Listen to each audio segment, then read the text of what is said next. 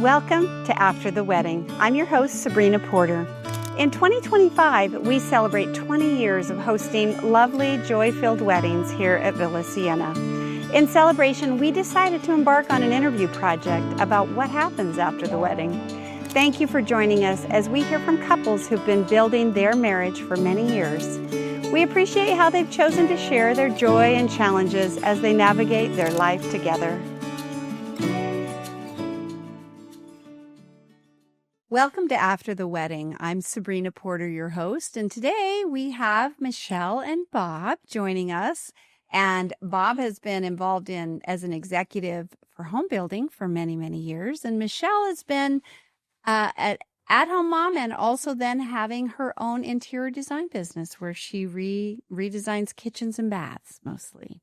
They have 2 grown children, and welcome. Thank you. Thanks for having us. Yep. Great to be here. We're so glad you're joining us, and we really appreciate your willingness to share just thoughts and ideas about how you've managed to stay married for 33 years, right? It's Correct. 33 years. So that is a long time, and I'm excited to talk to you about it and hear more. So tell me a little bit about your story. How did you meet? Well, it's an interesting story. We both were living in Houston, Texas. I'm originally from Ohio. Michelle's originally from Pennsylvania, but we were in the same apartment complex, but didn't know each other until March 5th, 1988. We remember the day that points yes, for that. Yes, right? it's a the day. I have it etched in my mind. Etched in your mind? It was a beautiful spring day in Houston. And I was out by the pool. Quite a few people were out by the pool. And about an hour and a half after I'd been at the pool, Michelle came walking in, and she had an interesting bathing suit on. It was a one piece with a cutout on one side. Too much detail. And she had a very short pixie haircut. Okay. So she looked very attractive. And I noticed her right away. Right away. And she proceeded to sit down. The pool was crowded, so there were no chairs. She sat down, laid down on the next to the pool on a towel, and fell asleep.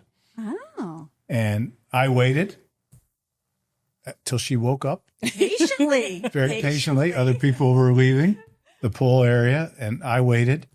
And when she woke up, I was close enough where I said to her, "Boy, you were really out of it." And that kind of started a conversation, and she started to tell me about why she had been so tired, which was? I did a 52-story stair climb that morning for charity at the Transco Tower. And so after I came home to my apartment, I put on my suit and went out by the pool, and I fell asleep right away.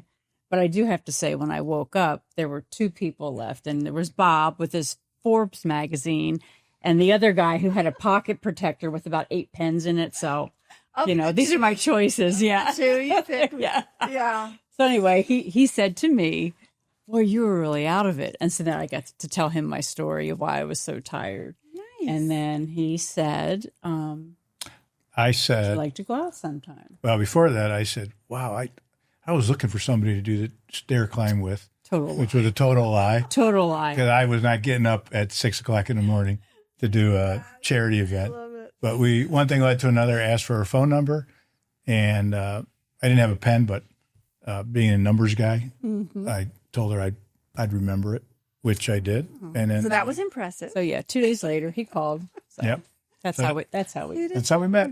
That's how you met. I love that story. And how old were you at that time? I was 30. You were 30. I was 32. Okay. Yeah. All right. Excellent. So you guys had been building your careers and Right. traveling, and you were both living in Houston, but your families were far away. Correct. Right. Okay.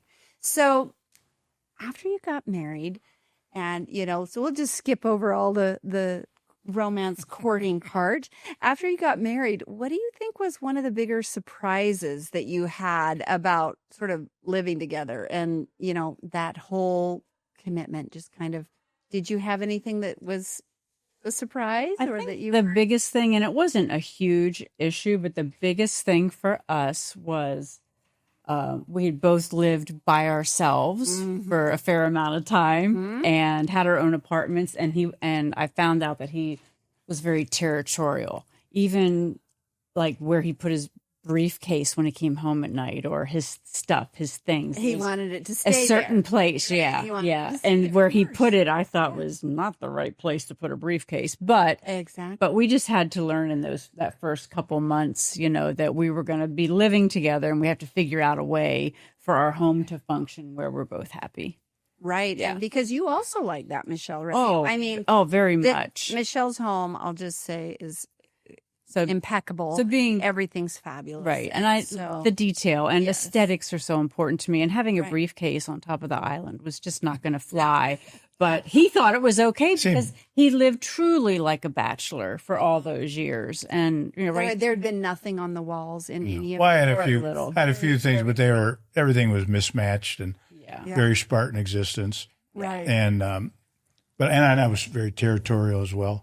Yeah. So I think one of the things we had to learn, at least initially, because we were in an apartment for a short time, was how to share the bathroom because we had to share Small amount of smaller real estate. Yeah. Yes. area. Yeah. Where in the past we each had our own.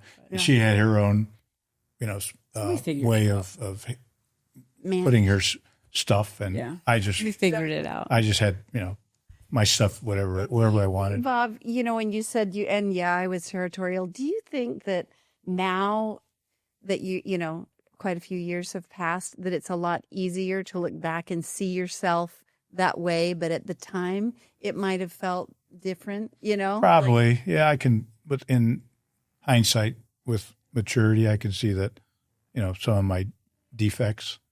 I always say the beautiful thing about getting older is you can really, accept your flaws, or Yeah. love Yeah. them a little bit, love each other's flaws a little bit more. But we worked it out. It wasn't that. Yeah, was not difficult. that big of a deal. So that was one thing that seemed to be a little bit of an adjustment. Yeah, but it wasn't huge. So your early marriage, then, you probably didn't have too much engagement with your families, or did you? Did you travel to see your families? Where did your family? Well, we did. We did travel. We did. Both of us. Yeah. You should tell the story about the first time you went back to See Cleveland, your family. and I wasn't there. Oh, the first time I was a diamond buyer back in the day in the 80s and early 90s, and I was traveling to every mall in the country because we had a store in every mall. And I was going to Cleveland, and Bob's buddy says to him, "Well, I'll just introduce Michelle. I'll take her over to your parents and introduce her." And I'm like, "No." This was while you were dating. While we were dating, Yes, okay. Yeah. and not even engaged. Okay. And I said, "No, we're not. That's not necessary." To And meet they're like, on your own. and so Yeah. I guess he reached out to Bob's parents and like, "Yeah, we'll bring her over." His parents were very easy to talk to, and they were very welcoming. But that was not the way I wanted to meet my boyfriend's parents, through his buddy from high school. yeah. But that's just how it happened. Well, and it was strange because I wasn't there. Yeah, you weren't So there, it was- so it was just odd. But they were It was, welcoming. they were wonderful. Yeah, and they always And your parents are each other immigrants, right, Bob? Yes. So- My dad came over from Lebanon, and my mom was born in the States, but she was also Lebanese. So we're 100% Lebanese. No artificial flavors. So sometimes that can be a difficult situation. Those traditions, actually, that's good. I'd kind of like to hear more about that. If any of those especially things if the popped up. parents or parent, one or the other or both, expected their son to marry a Lebanese gal. Right. And I can imagine that might But I told him up front that I wasn't earlier. You're I saying, wasn't committed to marrying and yeah. someone of Lebanese descent. yeah, and I told Bob this before, and I told my in-laws that Bob's mom had 3 boys, so no daughters. So I was kind of like a daughter to her, and she really embraced me. Oh. And that really made me feel like, okay, she accepts me. I'm not Lebanese, but she accepts me. And she was the one person, even after my father-in-law passed, and she would come to Phoenix to visit us when the kids were little. And she would always be so complimentary about just the kids and how I kept home and just my cooking. She was that mother-in-law. Yeah, she was that mother-in-law, and so I felt like she accepted me. Yeah, That's so wonderful. Yeah, both my it was parents nice, really loved Michelle. Well, she's so lovely. From the start. Right. It was special. And because your mother, I remember, is she was a young mom. And so probably the relationship with your mother-in-law was quite a bit different than the relationship with your own mother. Exactly. Right. And she was probably a very different person. Oh, most definitely. Yeah. Yeah. So it's a lot to get used to. Yeah, with it the is. new mother-in-law. It is. There's, especially if there are pretty strong traditional cultural beliefs. Beliefs and values and just, habits of the family, that those things can become. So, in navigating that, do you have any tips on that? Entering a family, that way? I felt like I had to be my best self, but I had to show my in-laws how much I was in love with their son. Oh, that helps. And I was in it for the long haul. Mm-hmm. And I wasn't just like the girlfriend, that I loved him and that I wanted to build a life with him. Mm-hmm. And they embraced that. They were just so welcoming. It was so nice. That is so nice. And so they were in Cleveland, and then your mom was in. My mom and dad were in Pennsylvania. Okay. Yeah. All right. Right. So how did that go for you visiting there? Well, we went back together, and it was for a baptism, I believe, for one of the first time you met them. Michelle's sister's niece or I'm a grandkid, I'm sorry. But so we went back to Pennsylvania together, and we stayed with her brother and sister-in-law, and they were very nice. However, the last night we were there, we're staying at her brother's house, and her brother said, "Have anybody told you about Uncle Dickie?" And so he proceeded to. Everybody's got an Uncle Dickie. He proceeded to tell a story about how Uncle Dickie believed that he had been abducted by aliens, and he had this very lengthy story and what had happened to him. And I thought I was getting away unscathed. She had never mentioned I thought we were this. getting out of town without that story being told. Yeah. Who wants to hear that story when you're dating? Right. She had never mentioned it. So that whole night was, an adventure. A revelation as to Uncle Dickie and what he was getting into. Wondering, am I getting into, something a little bit strange? Beyond my capacity. But no. It was all good. But her other brother and sister, she has two brothers, one sister. Everybody was great. Her mom and dad were great. We had a fun time, but that was the one thing that came up that was a little bit odd. A little bit interesting. But we had a good laugh over that for many weeks. Years. And still do. Yeah. Yes. And is Dickie still with us? Nope. No. He is not. Isn't. He's on the other side of the galaxy right now. I was going to say he's gone back to the mothership. That's right. That's right. That's interesting. So, so it went very well. And yeah. I think, they realized that we were both older, in our 30s at the time. Mm-hmm. So they realized that, this wasn't maybe just a one-off type situation with the girlfriend of the month or the boyfriend of the month. Mm-hmm.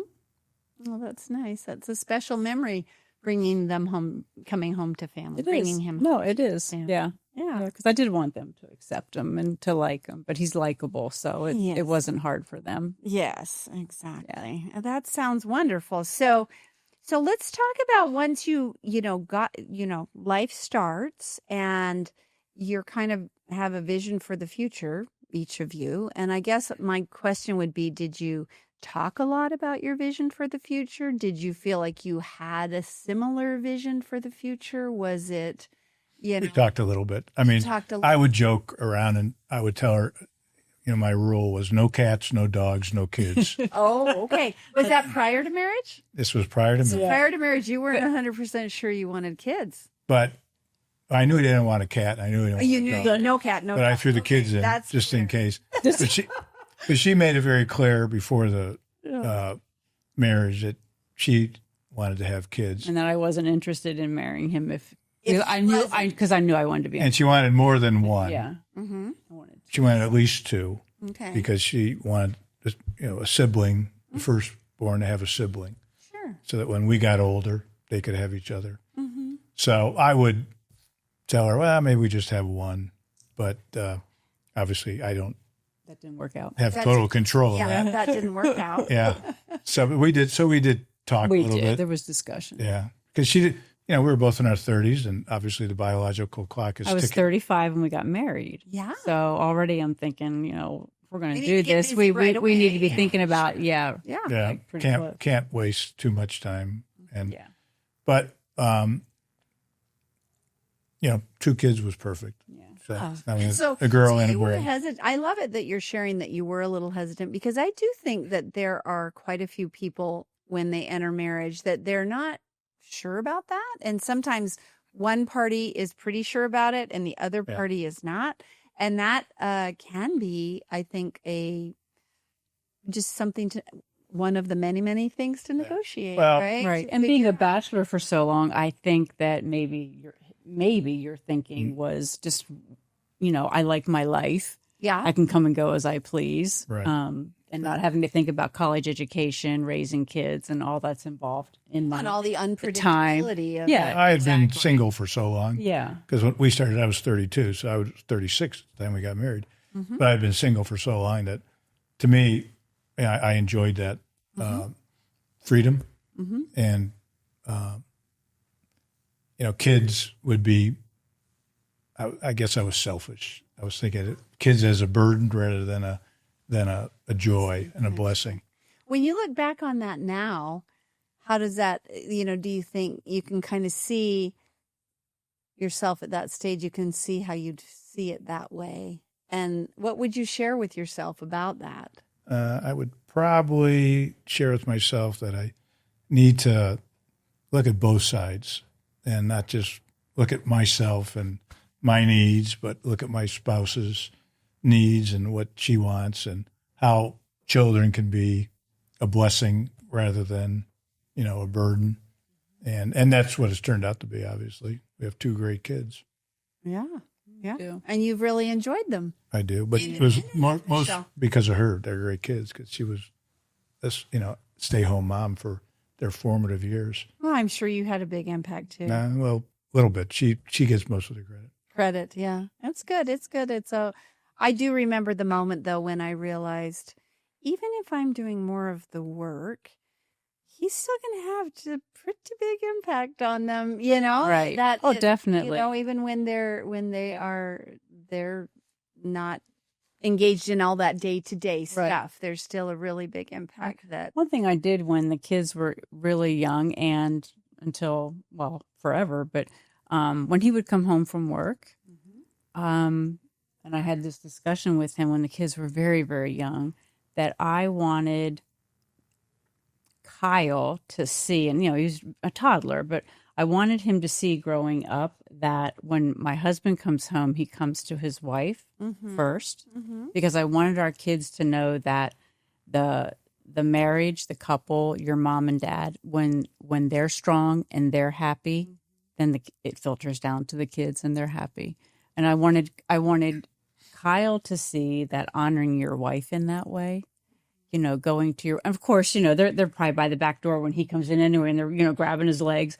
But if there was an opportunity for him to say, just a second, guys, Say hi to and come to the kitchen and say hi to mom and give me a kiss, I wanted that to be witnessed to him. And I think that has paid off tenfold with our son. And I wanted our daughter to see how a wife should be loved and cherished and adored. And I thought that by doing that, that would really, that could be projected to them as how important mom and dad as a couple are in a marriage, and not making the kids total priority, because I've always believed if we're strong, the kids will be fine. I love that. I think that's very insightful and very true, that, the family really is only as strong as the mom and dad's relationship is. And so, yeah, I think putting that, and of course, you guys and Rita and I also know that when the children grow up and you do get so much more time together, and it's wonderful if that relationship has been so strong. If you've kept that relationship alive and strong 100% throughout, that you're back together, just the two of you. Yeah. Mhm. Yeah. And enjoying each other. And this being able to come and go and travel and live our lives the way we do today, we're extremely blessed. Yes. And I don't take it for granted. But it's like when the kids are gone and they're both in separate states now, but you still obviously have that connection to your kids and you want to keep that going. But I think this changes so much when it's like dating again. It's like, It's fun. Yeah. You can be spontaneous. You can come and go as you like. And I love it.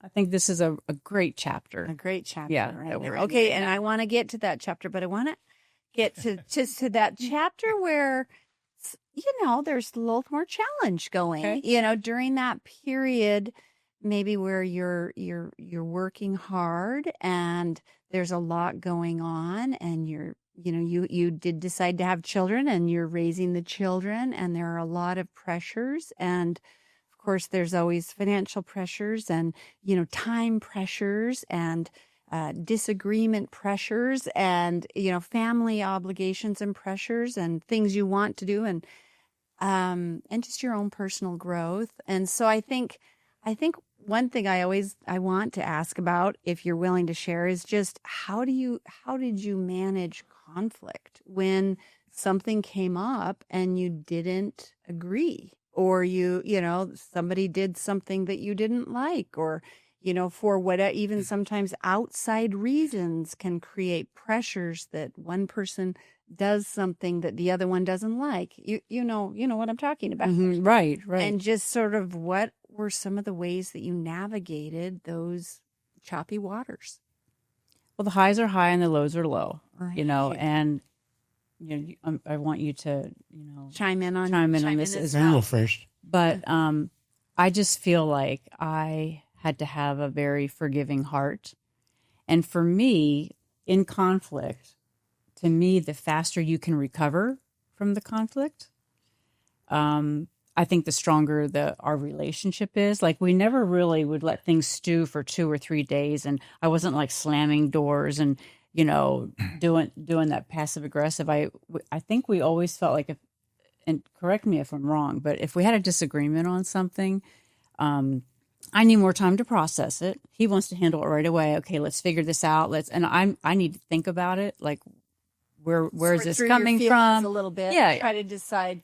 I need to. So I may need to process it, but I always felt like, okay, it's been a day now. I'm ready to talk, but now we need to resolve this and come up with a compromise, because I don't like things to stew, because it would just get more dirt under the carpet, because after a while it's just like, well, we're not even going to talk about it. We'll just wait. And then it would happen again. Sure. So I think it's just really important that if your time to reconcile and come back together and connect after an argument, I think the quicker that can be done.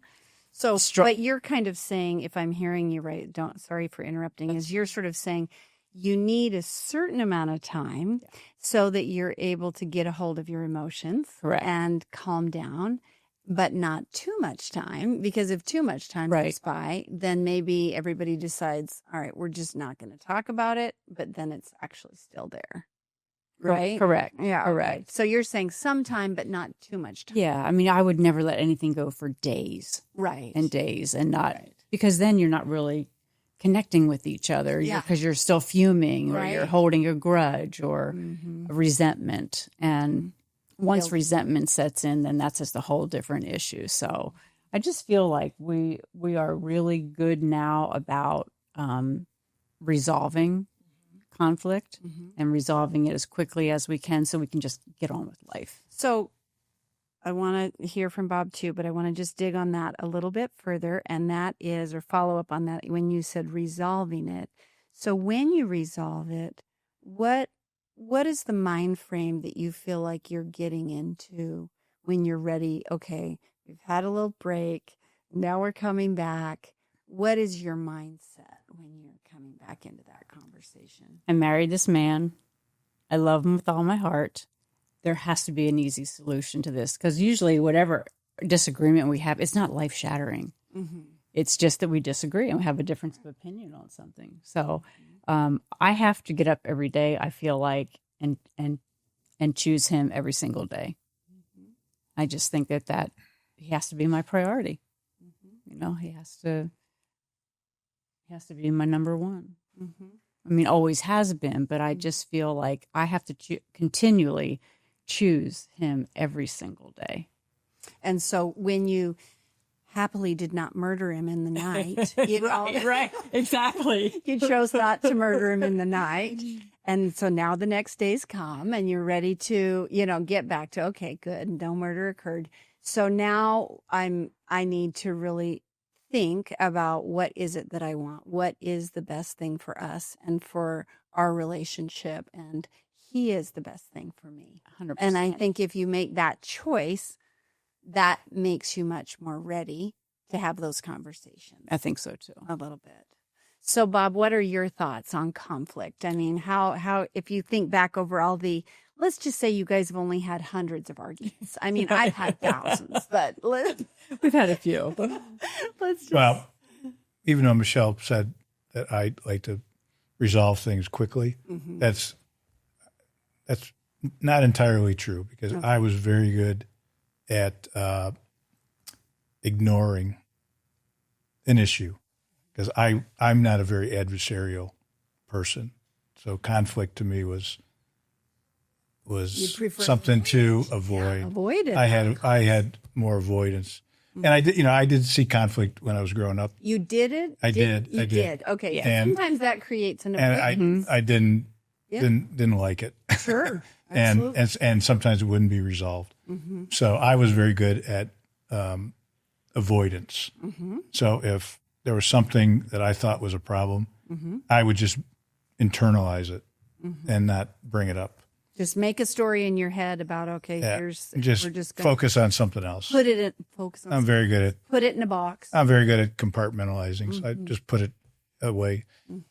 But if she called me out on something, then I had to deal with it, because it was she pretty wanted direct. to deal with it. Mm-hmm. So that's when I would say, well, let's get it done quick, because that way I don't have to Think about it. think about it for 2 or 3 days. Yeah, exactly. So I'm kind of, at both sides of the coin, I guess. Mm-hmm. So I had to learn how to be more. You're sort of like, if we have to do it, could we just do it right? Yeah. But if I think a lot of men But if actually it's- feel exactly yeah. that way. But if it's better to just ignore it, maybe it'll go away. Yeah. So I had to learn how to deal with that, because that's, obviously that's not a good recipe for a long-lasting relationship. So I had to learn how to deal with that, and she helped me deal with that, because she's feel like more you had outgoing. To learn a whole new, almost vocabulary a little bit, or I don't know if it's vocabulary. I just had to learn how to be more open to discussing it, to discuss things. Yeah. or to discussing feelings. Oh yeah. the F Yeah, word. because I'm not a big Yeah. feelings guy. Yeah. And Not a we big were deal. both raised in homes where you didn't talk about feelings and emotions. And somehow I, for some reason, learned maybe a little faster than You you did learned- in my I adulthood. don't know how you learned. that I would have. And then I don't know, being home with the kids, and I think it was just Well, before that, even mindset before the before kids. that. Yeah. But yeah, we were raised in homes where you really didn't talk about feelings and emotions. So it was a new skill set for both of us. Yeah. Yeah. So And she picked it up a lot easier than I did.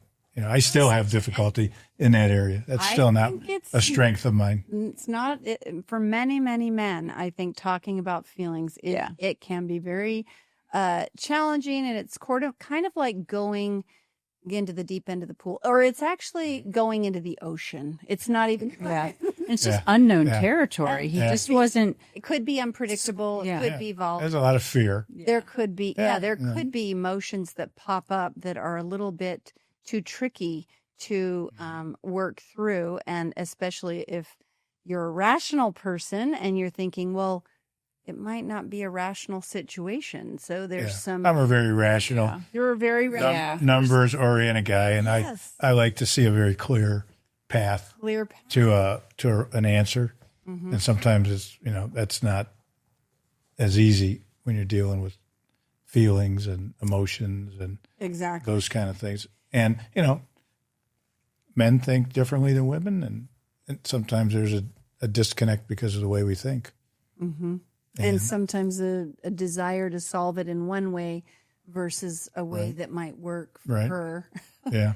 Yeah. So you learn over time, but And what is it you learn over time, Bob? Like, what do you feel like you really? well, I've learned that my wife loves me, and I have to be more open and vulnerable, I guess. I And love it. not that I always am. Yes. But I try to be a little more.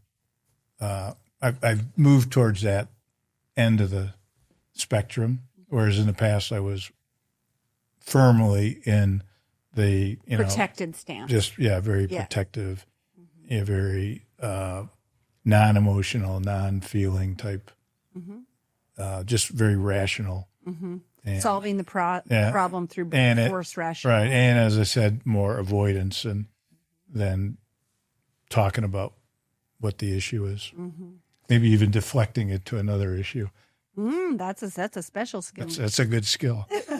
But sometimes we'll joke if one of us does something, and then I'll just use Bob as an example, and I'll say, "Where do you think that comes from?" And he'll be like, "Family of origin." I mean, because that's basically that is where all our stuff comes from, how we were raised, the habits homes, and patterns. of course, Sure. of course, Yeah. So, yeah. Well, and I do think too, sometimes your work life really impacts that as well, that you become a very, very good problem solver in your work life, interacting with people in a certain way, and that those skills, which can become very well developed, may not translate into your home world, because how often would you go into a meeting and say, when you said that, it really hurt my feelings. You might not use those words In a corporate setting. right? But if you use those words at home, that means a different thing. And it's probably the place where that other person needs to know that they did hurt your feelings. They may not have intended to, but it did hurt your feelings.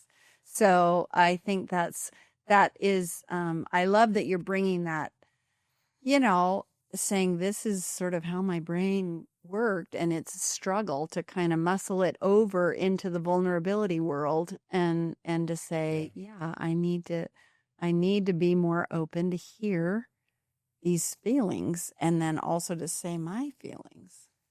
Yeah, I think when you're 25, maybe you don't have that perspective. As you get older, you kind of learn. You learn. And you can be a little more open to that type of perspective, and maybe making some changes. Though, like I said, still not totally comfortable. Yeah. Well, I mean, I never will be. We're all a work in progress, right? Yeah. It's a beautiful thing that we're all a work in progress. So, speaking about work and just, I know you had such a big career and a lot of pressure and responsibility. I mean, how would you two say that impacted? I mean,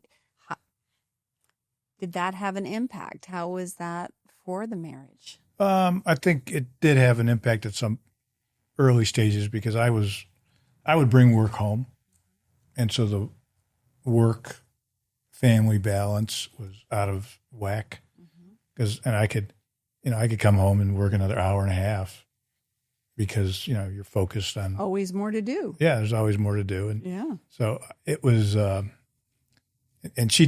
Michelle told me at one point, you got to get a better balance. And one thing she always required was that we had dinner as a family. So that was helpful. But I could still then, after dinner, go into my work mode. So that's a big issue, I think, in a lot of people's lives. But that work balance situation, I really had to, take a look at that. I think people maybe don't give it as much consideration as they need to. Where they're trying to Right. figure out what the priority is. They've got so many pressures and figuring out what is the priority today. Right. You know? So, I got better at it. We got better at it. Yeah. But as you progress in your career and you're taking on more responsibility and more oversight and more, people that you're managing, there's always more pressure and more work-related things that you don't seem to have enough time in the day to handle. So, you bring work home, and that then causes that imbalance. So it's really important to try to,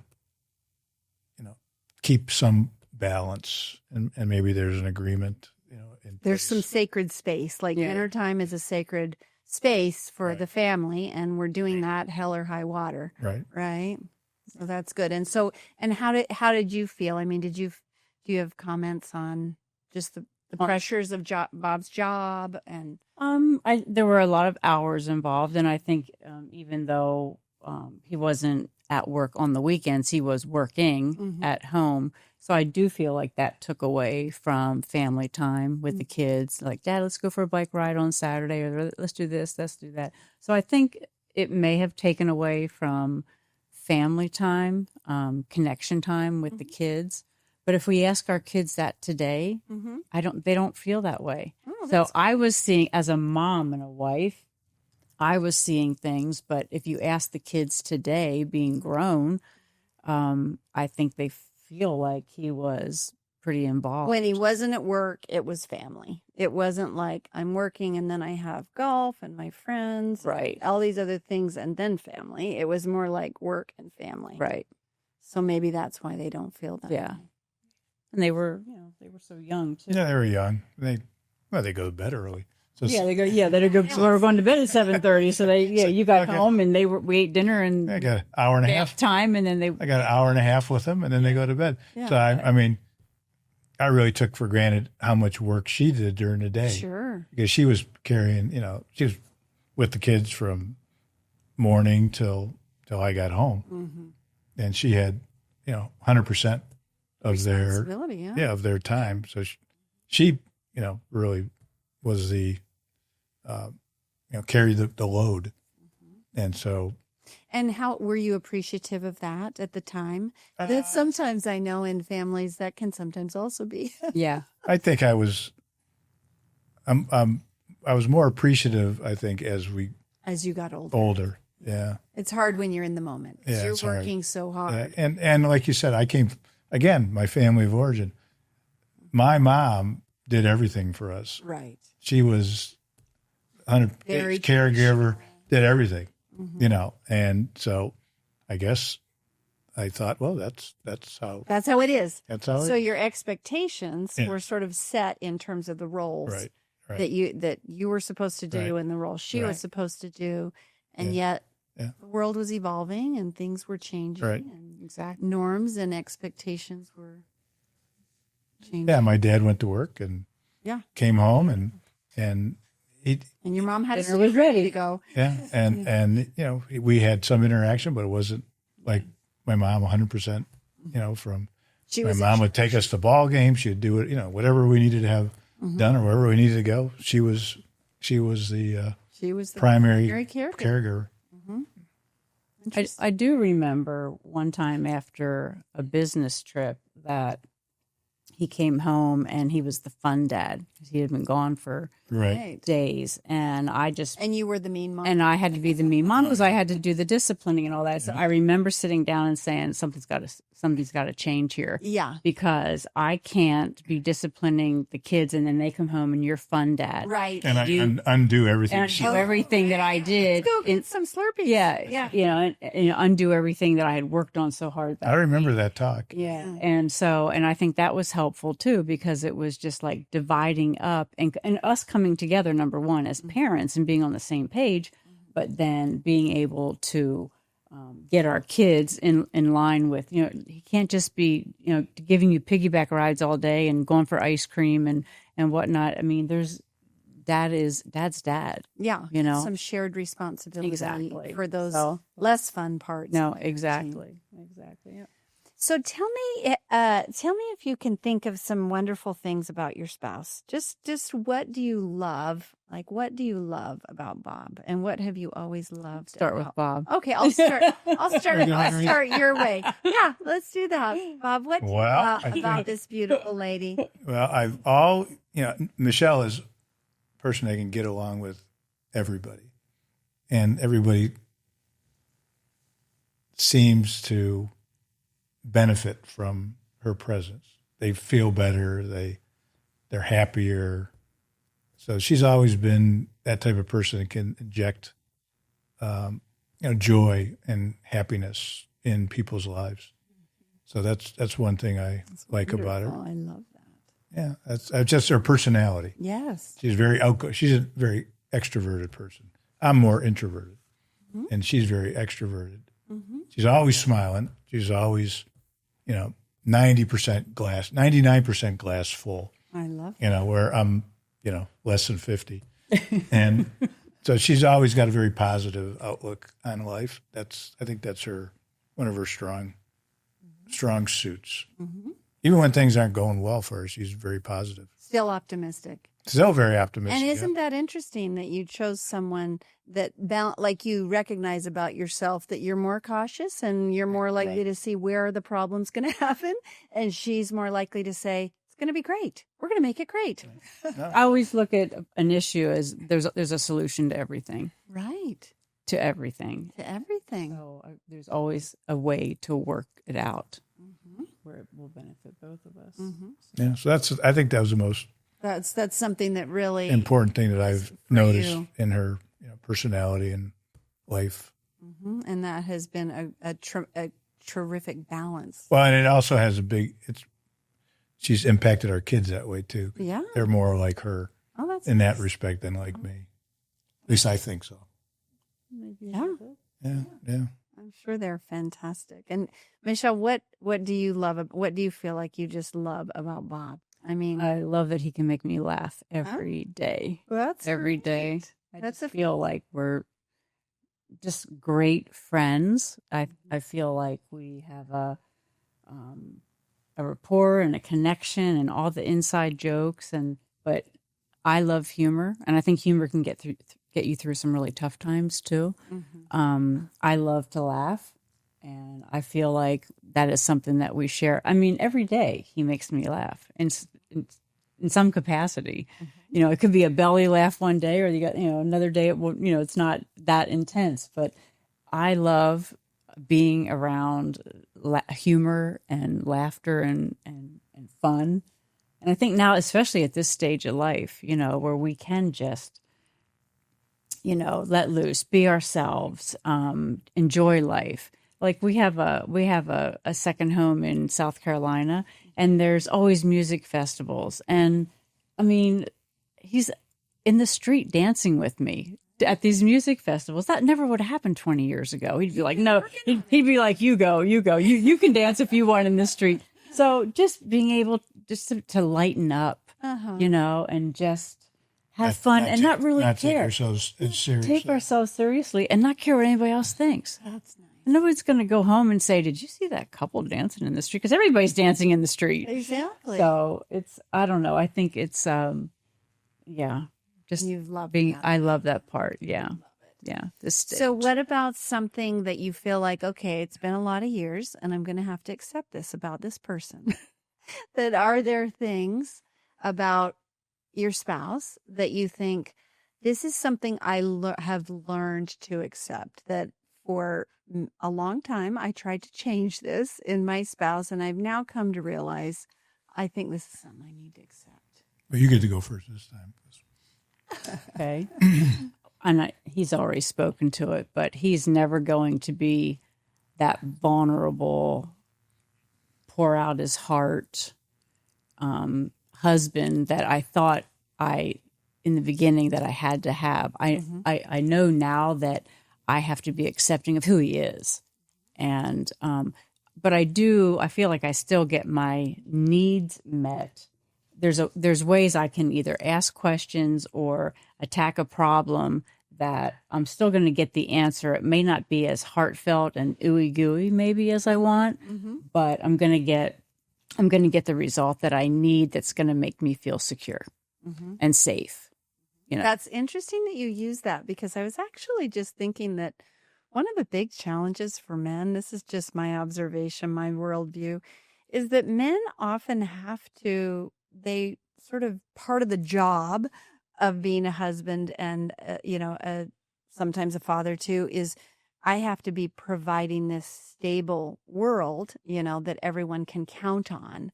And so that is almost in direct opposition with being really vulnerable. That, that you're on the white horse and, I need to get off the white horse because I'm really tired and right. So I think that it can be a real challenge. And I think as women, we're sometimes not aware that it's a conflicting thing, that Exactly. we need safety and stability. And then we also want vulnerability. So, but just not too vulnerable. Right. And for me, it's provide and protect. And the protect could be protect me physically, but protect my heart. That's huge for me. So in all aspects of life. And I think that that's like my primary thing. That's is that the primary thing that he's been able to do. That my heart is always protected and that that I feel emotionally safe with this person, that I can also be vulnerable because I feel safe. He's my, I can bounce anything off of him. He's my safe space. I love that. Yeah. I think that's really nice. And that is clearly you've done that all these years. So you're still sitting here and We're here glowing with love. I'm still here. She glows. She does glow. Okay, so what have you learned you have to accept about Michelle? This one thing.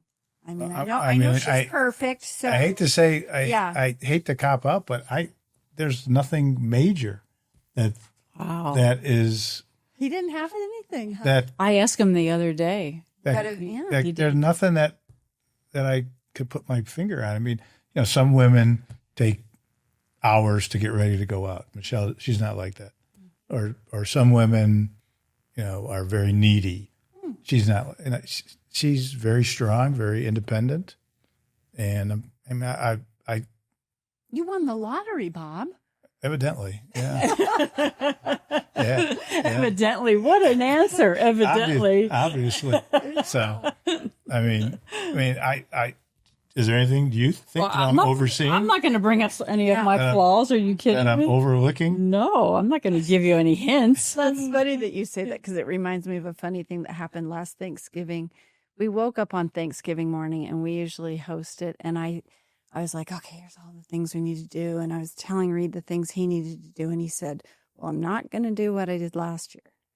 And I was like, what did you do last year? And he said, well, if you can't remember, I am not. Wow. And you'd already forgotten. Yeah, I love it. So clearly, I love it it. must not have been that bad. Yeah, I love it. So there's nothing that you can. I'll have to get back to you and exactly edit this tape.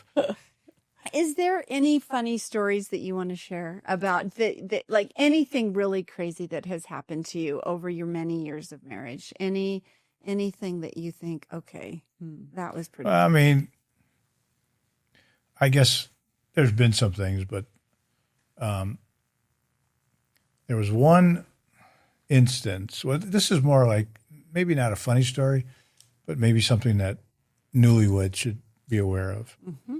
When we first got married and we started living together, we went shopping for sheets and linens and all that stuff. Mm-hmm.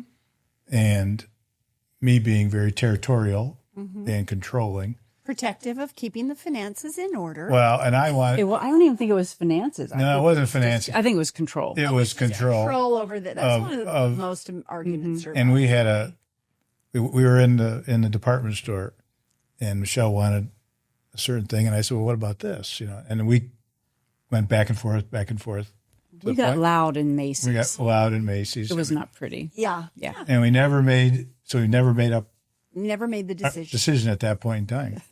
And so I went to work, the next week, and I was telling one of my coworkers about the experience, and he kind of looked at me like, "Are you crazy?" Are you kidding me? Yeah. He goes, "Don't waste your energy Yeah. on that small stuff. You know, you're going to have much bigger things to deal with. Stay in your lane. Let her have the sheets. Yeah. Stay in your lane. Yeah. Let her do what she wants to do. She's got good taste. She knows. And why do you even want to be involved in that?" Yeah. You know, so it was a control thing. So I had to learn, I learned that I need to, you know, stay in my lane. Don't sweat the small stuff. So, I mean, maybe that's not funny, but I think it's so. it was funny after you, in hindsight. Yeah, now we Just laugh at it. imagining yourselves arguing over sheets in the middle of Macy's. Yes. Yeah. Because, I mean, Now you wouldn't even dream. I don't of give, that, right? now if she'll say I wanted this or that, go fine, do it. You know, I don't care. I don't even, you're good. Not entering. But he that. trusts. yeah. He trusts what I do with our home Yeah. too. I'm not going to paint the walls Barney purple, and Your home you is- know. So he. Yeah. I Yeah. think through time you've learned just to trust Yeah. that I'm going to pull it together and it'll look nice. Yeah. Well, you were pretty smart, Cookie, though, to have listened to what that colleague of yours said He had been married a few years number of already, and he understood that picking your battles was maybe prudent advice. But I think the impressive part was that he actually came home from work Oh, and said, "Oh, I talked with Steve today, and he said blah blah blah about the Macy's sheet incident." that was his know. first little walk into vulnerability. Yeah, exactly. Yeah. Maybe. Yeah. That- So that was Right. good. I think that's it's amazing. So you know, one of the things that I always think is when you're with your partner, your part of why you chose them is because there are aspects of them that you love and admire, and in a way you want to be more like them in that way, you know. So is there anything you've learned from your partner that you think, boy, this is something I used to not be this way, but I've learned from my partner? Well, I think I hit on. I learned I need, you know, look more at the positive rather than the negative, Positive. because you know I could dwell on the negative, but if I focus on the positive, I'll see that there is, you know, some positives and a better way to maybe approach something, Or just a different or a different yeah, view. rather than just thinking, well, you know, Here's all the ways it it's all would work negative. out. Right. Yeah, here's all the ways that it might not go right. And I would, you know, I kind of saw her in that mode, and that's how I, you know, maybe kind of got a little more. You incorporated that into little your more, yeah, personality exactly. too. That view, that vision, that Right. viewpoint. Yeah. I agree with that. I think I'm jumping in, and I know I'm asking you, but I'm going to tell mine, is that one of the things I've noticed about my spouse all these years is that he has a way of really, there's a way around, there's a way over the top, there's a way around the side. You know, there is a way to do anything you want to do. And I think in some ways, maybe people who have that kind of thinking do pair well with people who are able to spot all of the challenges, because then together you can actually get through the mud, you know, navigate through, because you actually are paying attention to some of the risks, but the overarching feeling is we can do this. We can solve this. We can get through this, whether it's specific issues with finances or, you know, kids or, you know, anything in family issues, whatever, but that you're doing it in a way that's like there is a solution. There is a good outcome here. Yeah, it's kind of like I said earlier. Every issue, every problem has a solution.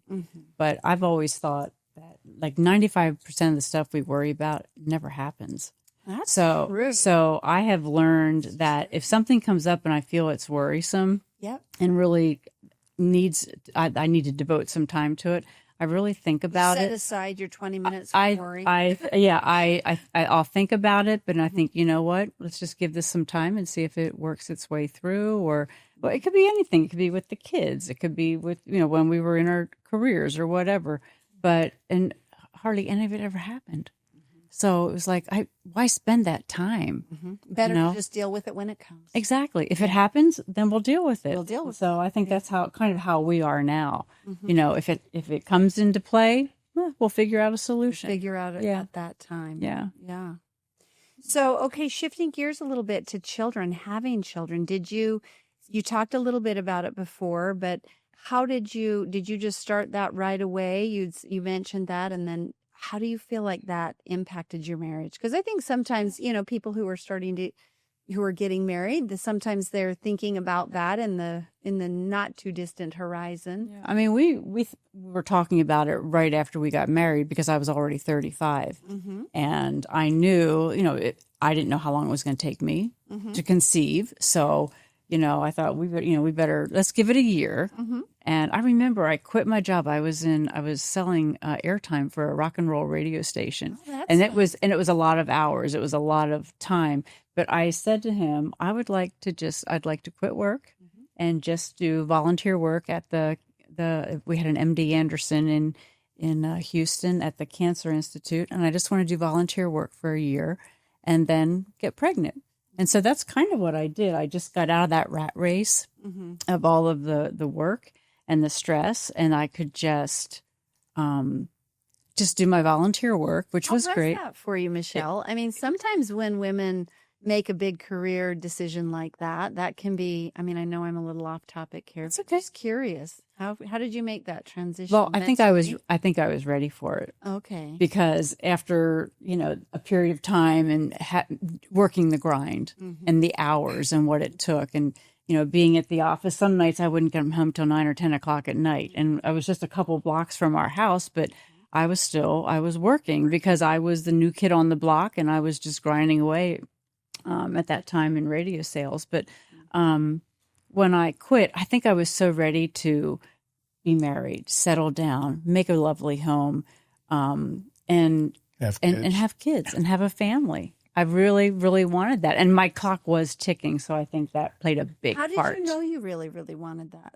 That I wanted kids? Yeah. It was just something you'd always known, or did you decide that? I always felt it, and I think that's why we talked about it before we got married, because that was a deal breaker for me. And it was fine if he never wanted to have children, but then I needed to get on my way. So that was what I did. I think I just switched gears, and it was wonderful actually, because I think I was ready for it. Before I was in mom mode, I was in mom mode. I really wanted that. And you've been happy doing that. Oh my gosh. I love being a mom when the kids were little and being home with them. And then when they went off to preschool, then I got back into work, and that's when I started in design. In design. Yeah. Which I loved equally as well. And that had more flexibility for you. It did, because I was my own boss. I could call the shots and, make sure the kids got to school, and I could still be there for pickup. But that time in between, I could be working with clients. It was perfect. It was really the best of all worlds. So. Okay, so we're talking about what we've learned from each other. And did we get both? I don't think we asked you what you learned. Bob mentioned that he learned about being a more optimistic outlook. And what do you feel like you've learned from him? Just the person that he is. Wow. Maybe I should have been more prepared for that one. For me, it goes more towards something that I admire him about, and and I've told him this many, many times throughout our marriage. I admire how he is such a great steward of our money, of our finances, and that he goes to great lengths to make sure that we're comfortable, that our kids are okay, that we can give to charities, that we can. So I'm a creative person, so I'm not a numbers person. So I appreciate. I don't know that I'll never, ever, ever get to where he is, but I appreciate how dedicated he is to making sure that we have a comfortable life, and especially now that we're retired. I just feel just incredibly blessed that we get to live this next chapter the way that we do. We're really lucky. You really We are. are And really, really lucky. I wonder if you'd be willing to share, because I've thought it's so fun and adorable that how you guys get up and go to yoga together. We do. You do it's vegan, mostly vegan. It's the plant-based. Plant-based eating program that you've really gotten into in the last 3-4 years, and you're just doing that avidly and keeping yourselves in just tip-top condition. Well, we're both vain people. And so we want to look our best and feel. And feel. Yes. best. So that's part of it. Yeah. And we did this is just I just recall this before we got married. We did make a deal, and we agreed that if one of us got to be 10% over our wedding weight, Okay. You could make a mention to them. you could mention it. That you might make You might right. need the Seems you might like need you might be hitting that 10% point. no, not really. And if you got 20%, then that would be grounds for Oh, grounds for calling it quits. quits. Yeah. So neither of us. A little tongue in cheek. So that's part of it. But that's I think way back when we got married. Before we got married, we both wanted to make sure that each of us were going to be focused on our health and our well-being. Yeah, and staying just attractive for one Right. another, and That's what I was going to each say. other's partner, and I want him to be proud when we go to dinner or anywhere in public. I want him to be proud that I am his wife, absolutely. that I'm on his arm, Yeah. and I think that we enjoy working out. We enjoy doing all those things. I didn't know since we were retired that we would be doing so much together. I mean, we're together a lot. Right. But I think because that friendship is there and we have fun together and we can laugh every day, that's to me is that's the icing on the cake. That's tremendous. That's huge. Well, I think if you didn't get along so well, you wouldn't be spending so much time together. Right. You did, Or we wouldn't even be here. right? Yeah. You wouldn't have made it. I mean, so many people, their kids off to college and they look at their spouse and they say, who are you? right. But I think that goes back to what I was saying earlier, when the focus is on the couple, when they are strong, when we're strong, the kids will be fine. And being able to witness all that, I think that's so important. That, our kids were important, of course, Yeah. but making sure that we had to be where we needed to be was a benefit for the entire So family. if you were going to say, like, maybe your top 5 things of, like, in order to do for us to be okay, what do you think? Maybe top 3, or just a top few things of what is it that I have to feel for us to feel okay? Like we're talking emotionally? Just emotionally or physically, whatever. Like, what are the things that have to be in order for you to feel like, yeah, we are good. We're good. Well, I think we'll probably have to feel like we're connected and, Emotionally connected. Okay. Yeah, I love that's one. Yeah. I think it's important to feel desired. I think every husband or a wife wants to be desired by their spouse. That's a great. I think it's very And important. one thing I learned, not early but late, was that I need to know my spouse's love language. Did you read that book? I did read that I book. made them. Oh, good. And then we gave it to our kids to read. And did you discover each other's love languages? Well, yes, because she prefers affirmation and time, quality time, and I was more into, well, here's a gift. Okay. Yeah. A symbol. Yeah. Yeah, so But I've thought about you. think and then she brought it up to me that I really want something different.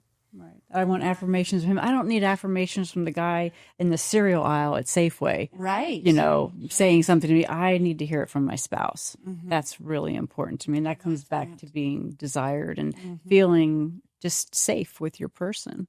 Well, and it also is nice if you're going to all the efforts that you're going Exactly. to. It's nice to have someone notice. No, for sure. Yeah. For sure. Rather than the guy in the cereal aisle. But rather than him. Exactly. Yeah. So are there anything else you'd put in there for you guys to feel solid, that you really need to feel connected? That's probably the biggest. Connected is a big one. And then, feeling that you're appealing to your spouse and there's that connection. And then, are there other things that make you feel like, if we have this in place, we're pretty solid. Things are going well. I think a lot has to do too with our kids. When we are in communication and connected with our kids, the whole family just works together. So, it's just so much better when if the kids are happy, mama's happy. That's kind of what I've always felt. But when we are all happy together and contented, then. Well, it's actually maybe even more than that, because it's maybe how we treat our kids, and more me, because I would, in their younger years, I would have the tendency to say, well, here's how you should do this. Sure. And now my comment would be, well, what do you think you should do? What are some of the options, or what are? How did you learn that? He must have I had a very good teacher. Wife.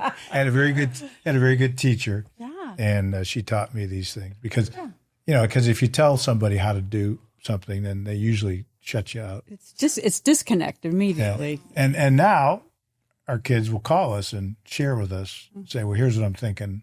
Like our son was talking to us the other day about possibly making a job change. And I know if I were in that position, I'm not calling my parents. And when you were 28, they might say to you, "Here's what you should do." Right. Yeah. But he called, and we had like a 40-minute conversation. We did between the three of us as to the pros and cons. But we never told him, well, you should do this or you shouldn't do that. We just said, well, have you thought about this? Have you thought about that? What do you think? How would that impact your lifestyle, et cetera, et cetera? And we left it, that he was going to figure it out. Well, we left it and we've said, you are so capable to make this decision, and whatever your decision is, we will cheerlead you 100%. Yeah, we'll support you. We know our kids are capable, and I think sometimes they need to feel capable, and especially when it comes from mom and dad. We trust that you're smart enough to do this. Absolutely. And I think it's just so important, and I think it makes them feel valued and loved. I think So if you're hitting on another thing with the kids, that's a big thing between them. Right. So if we weren't if I wasn't on that same page, then that would disrupt. That conversation would have been a kids, disconnect for us. And that would be a disconnect for us. Kids. Yeah. That's a good point you're bringing up. And this is maybe a little later than, for the couples who are getting married at Villa Sienna down the road. Right. But it sometimes there can be disconnects between husband and wife if they're not, Well, because if that conversation would have caused disconnect between our son and, if he was... Then that would have upset you. Then that would have upset me. And then I would be like, why did you have to say that? Why, so it would cause a vicious Trust cycle. me, I learned that through some experiences too. Yeah. I didn't learn. You learned that maybe not so quickly. Yeah, I did learn it. But he did learn it. Yeah. The end result is good. Exactly. So thinking back on your younger self, if you could float back in time and talk to your younger self, what would you tell her or tell him about the kind of spouse you want to be? And, what advice would you give to your younger self? And I know it's individual because we're all individuals, right? And everybody has a different, but I don't know if this really hits on your answer, like what you're looking for. I'm not looking for anything. I think anything for me, I think I would say, you may not like your spouse every day, but you will love them every day. Because I may not like something that he's doing or has done or whatever, but I still know that deep in me, I still have this tremendous love for him, but I may not like him that day.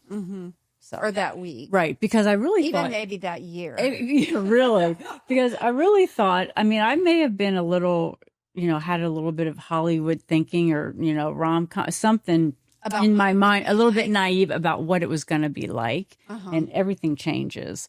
Careers, job loss, kids. I mean, all of it. Death of parents, or your best friend in school, or a favorite aunt. I mean, all of those things affect you. So, but I think I would tell myself, or tell someone getting married, you may not like your spouse every day, but continue to grow that love for them. I think is so important. So important. Do you have Cultivate any it. strategies for when you are having those feelings of like, yeah, I'd really like to push him down the stairs, but I'm not going to. What? I mean, do you have any mental strategies for that? I don't think I have a mental strategy. I think I just have to speak it out loud. Like, you really disappointed me when you did XYZ. And if you want me, I feel like when you do that, Here's what it makes me feel less than, or it makes me whatever it is. Yeah, it could be anything. Right. But I need to voice that so that he knows it bothered me, because he may be thinking, why would that bother her? Why would that bother Right. you? Yeah. So if I don't voice it, then he may see it would totally. never know. He would never know. Right. So I need to be verbal and let him know exactly how I'm feeling about something. And I think I've gotten better at that. Yeah. That's really good. Okay, Bob, if you were floating back into telling you were 36 when you got married, what would you tell him? I tell him that he needs to be flexible, because the relationship is a journey and it's not going to be constant every day. So you have to be able to kind of be, flexible to react to whatever's happening that day. And, like I mentioned, I was pretty controlling, so I have to learn how to be less controlling. I have to be more sharing. And I was pretty selfish. I have to learn how to be less selfish. So I guess I would tell myself I have to focus on the couple and not just myself, and learn how to satisfy both of us. Because early on, I was pretty selfish, obviously. Well, I think sometimes people use that word, or they think that, but I heard somewhere, and I thought it was really smart. They said, when you're in a marriage, it's like you're in an environment. It's a sort of a terrarium, and you want that terrarium to be healthy. And so if one partner in the, if there's not, if both people don't feel good, then you actually will be less happy. You will be less happy if your spouse is less happy. So in a way, it's kind of like you could tell that younger person, look, you will actually be happier if you are concerned about her happiness more and your own happiness less. That'll work its way out, because when you're both happy and you're both thriving, right, your terrarium is blooming. Right. Right. Otherwise, you have to get out of the terrarium. Yeah. And that's traumatic too. That's no good. Yeah. Right. That's it can be very hard. And I think it's important. I don't know if young people would understand or get this today, and I don't want this to sound subservient, but when I get up every morning, I think about, how can I serve my husband to make him feel loved? And it could be chocolate chip cookies. It could be me getting the car washed, running it through it could be anything, big or small. But thinking about what would make him happy, what would make him smile. Yeah. Exactly. And I think that's so important, because when you stop doing that, I don't feel as whole as a wife. I just feel like it fills me up when I know I'm doing something that is going to make him smile or make him happy or make his life a little easier that day if he's, so I just feel What do like, you think about that when she does cookies or car I wash? enjoy it immensely, obviously. Yeah. And I'm always grateful. grateful. Sometimes I don't express my gratitude as much as I should. Well, good news. You still have a bunch more years. You can work on that. So I need to be, again, more open and Verbal about sensitive about that, and verbal. But she's very good at that. I mean, she's amazing. Very generous. Very generous. And it, again, comes from her, very positive outlook on life.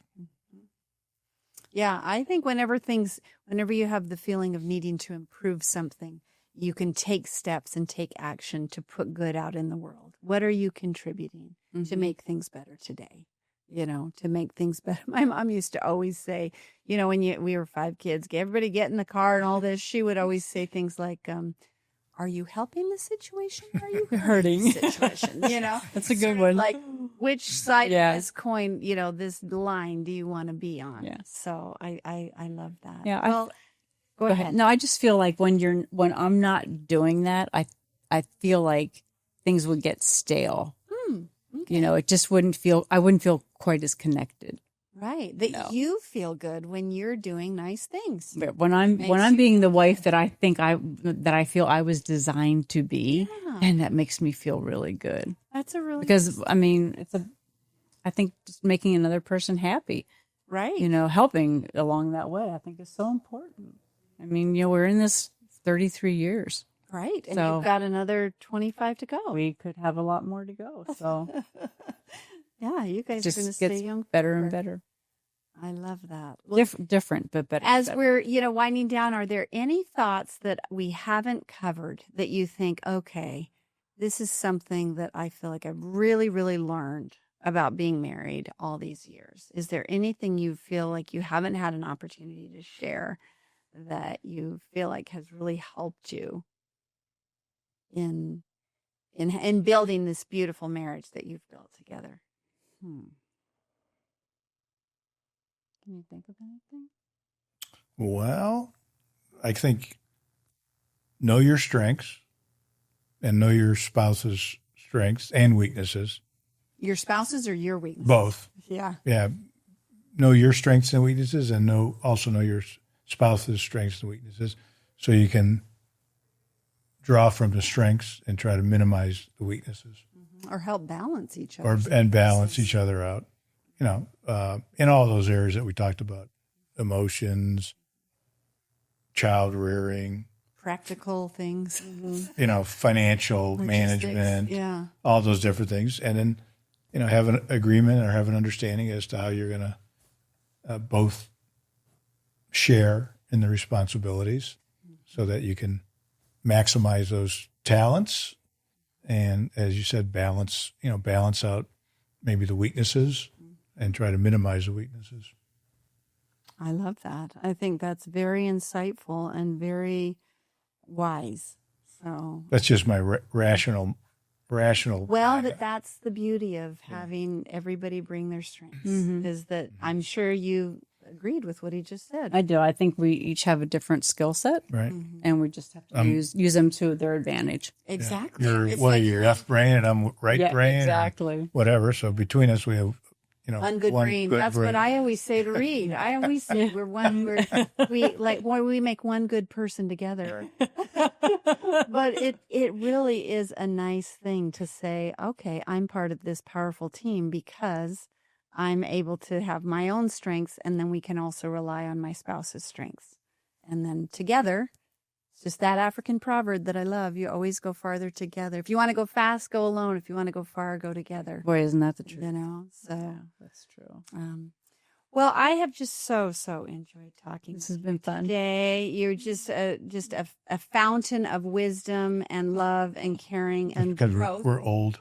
We're old. We are. You're wise. You're bringing the wisdom of years and maturity. And I think that I love it that you've been able to share ways you've grown and things you did, and just shared it with us. We really appreciate it. Well, it was. Initially it wasn't something I was really too thrilled about, but it's been a good experience. Good. I'm so glad to hear that. I love that. That's good. I think that I'm hopeful that people will enjoy hearing just from people who've been able to make their marriage work and thrive, and grow as people and grow as a couple. And you've raised a beautiful family, and congratulations. Thank you. Yes. Thanks.